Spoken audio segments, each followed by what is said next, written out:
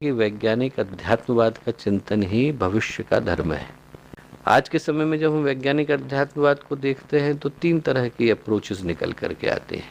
एक अप्रोच तो वो है जिसमें हम ये सोचते हैं कि हमें हर चीज़ को साइंटिफिकली प्रूव करने की आवश्यकता है, और उसको भी मैं एकांगी ही मानता हूँ। अध्यात्म इतना गया गुजरा भी नहीं है कि उसको हर चीज़ के लिए विज्ञान के संबल की आवश्यकता पड़े। ये जरूरी नहीं कि हर चीज़ को जब तक हम वैज्ञानिक आधार पर प्रमाणित न कर लें तब तक हम उसको सत्य माने, ऐसा जरूरी नहीं। आपकी माँ ने आपको प्यार किया, कौन सा वैज्ञानिक परीक्षण उसको प्रूव कर सकता है? आपको आपकी माँ के पास जाकर के मन में शांति मिलती है, तृप्ति मिलती है, कौन सा लेबोरेटरी इन्वेस्टिगेशन है जो इस चीज़ को कन्फर्म कर पाने की स्थिति में है? दुनिया का जितना भी वैज्ञानिक विकास है वो एबनॉर्मल को नॉर्मल के रूप में प्रूव करने के लिए है। किसी व्यक्ति को बीमारी हुई, वो ठीक हो जाएगी, इसको तो आप प्रमाणित कर सकते हो, पर कोई सामान्य व्यक्ति बुद्ध बन जाएगा, गुरुदेव बन जाएगा, इसको प्रमाणित करने के लिए लेबोरेटरीज नहीं है। उसको प्रमाणित करने के लिए मनुष्य का व्यक्तित्व और उसकी चेतना ही प्रमाण है। और उस विज्ञान को, उस सोच को देने का कार्य भारत ने लंबे समय पहले किया। तो एक जो सोच जो दुर्भाग्यवश विकसित हुई वो ये विकसित हुई कि हमें हर चीज़ को साइंटिफिक एक्सपेरिमेंट के माध्यम से प्रूव करने की आवश्यकता है। And that is not true for 2 reasons. One is the scientific itself. यदि आप हायरार्की ऑफ एविडेंस को उठा करके देखो तो हायरार्की ऑफ एविडेंस की दृष्टि से सबसे ऊपर आपको क्या देखने को मिलेगा? Double blinded randomise control trial, यही देखने को मिलेगा। कोई व्यक्ति योगासन कर रहा है और मैंने कहा कि यदि आप ये पर्टिकुलर आसन करते हो और ये करने से आपका ब्लड प्रेशर जाता है, ब्लाइंडिंग कैसे करेंगे? How would you blind it? करने वाले को पता है, कराने वाले को पता है, दोनों को पता है कि आप कौन से आसन को करने जा रहे हैं। किसी ने वज्रासन आज करना शुरू करा, कोई 30 साल से कर रहा है। किसी ने वज्रासन आज सुबह कराना शुरू करा, कोई 40 साल से करा रहा है। दोनों के मध्य का जो अंतर है उसको आपको प्रूव कर पाना संभव नहीं है। जिप्रासिडोन की गोली में एक को दूं और दूसरे को दूं तो एक जैसी रहती है। That placebo and nocebo effect can not be applied to the system of medicine that we have got. तो पहली बात तो साइंटिफिकली रॉन्ग है।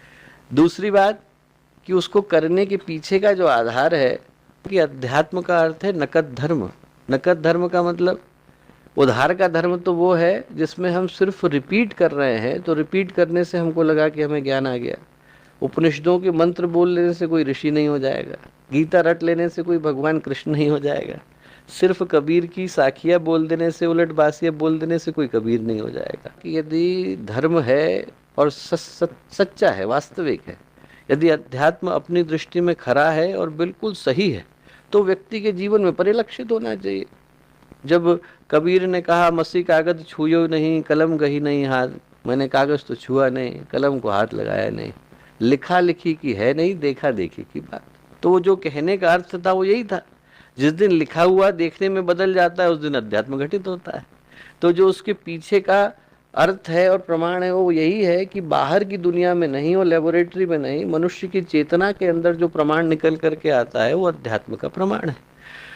ये चिंतन देने का कार्य भारत ने वर्षों पहले किया। तो जो भाव है वो पहला तो ये रहा कि हम हर चीज को क्या वैज्ञानिक भाषा से प्रमाणित करें तभी वो सत्य है, और ऐसा है नहीं। जो व्यक्ति अपने जीवन में ज्ञान को भीतर से प्राप्त करता है उसको फिर समाज के प्रमाण की आवश्यकता नहीं होती।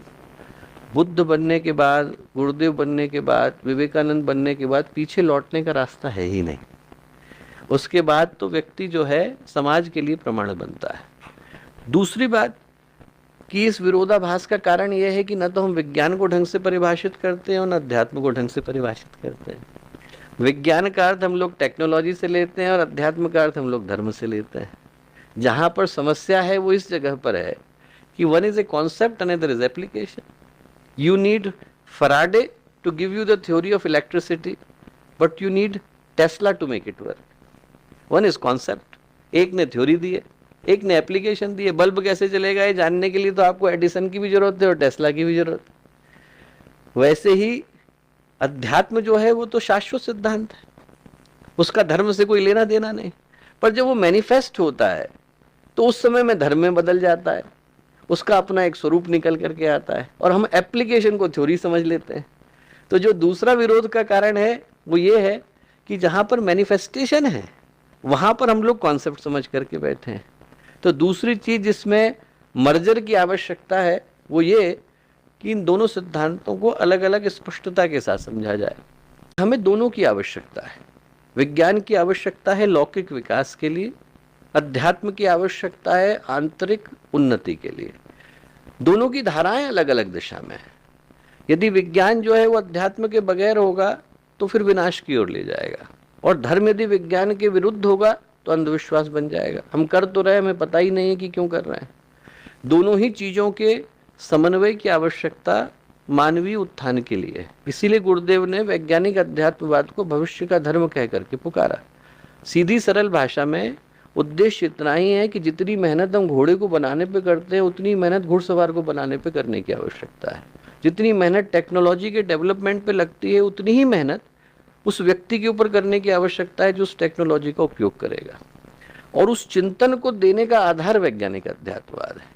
पदार्थ का सदुपयोग कैसे किया जाए, पदार्थ को किन हाथों में रखा जाए ताकि वो समाज की उन्नति का आधार बने।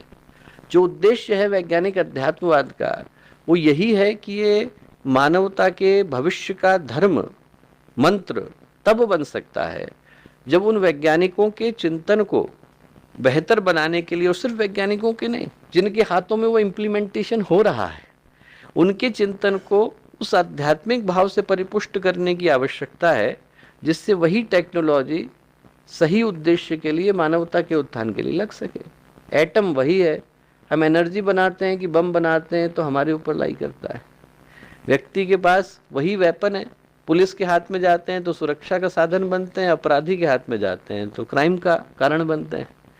चीज़ वही है, कौन उपयोग करेगा और कैसे करेगा वो निर्धारित करेगा कि मानवता का भविष्य क्या होता है। तो मैं सारांश में बोलूं तो ये चिंतन जड़ चेतन का भारत के विकास का आधार लंबे समय से रहा, और दोनों ही दृष्टि से समन्वय की आवश्यकता है। इस दृष्टि से समन्वय की आवश्यकता है कि दोनों चिंतन मिलकर मानवता के, मनुष्यता के उत्थान के पथ को प्रशस्त करें तो फिर जो मनुष्य है और ये आसपास का समाज है ये न केवल कल्याण का साधन और हेतु बनता है बल्कि एक ऐसे विश्व का निर्माण हम लोग कर पाने की स्थिति में होते हैं जहाँ पर हर व्यक्ति अपने जीवन के आंतरिक उद्देश्य को भी परिपूर्ण कर पाता है। हमारे YouTube चैनल को सब्सक्राइब करें एवं बेल आइकन जरूर दबाएं ताकि विभिन्न गतिविधियों की जानकारी आपको मिलती रहे।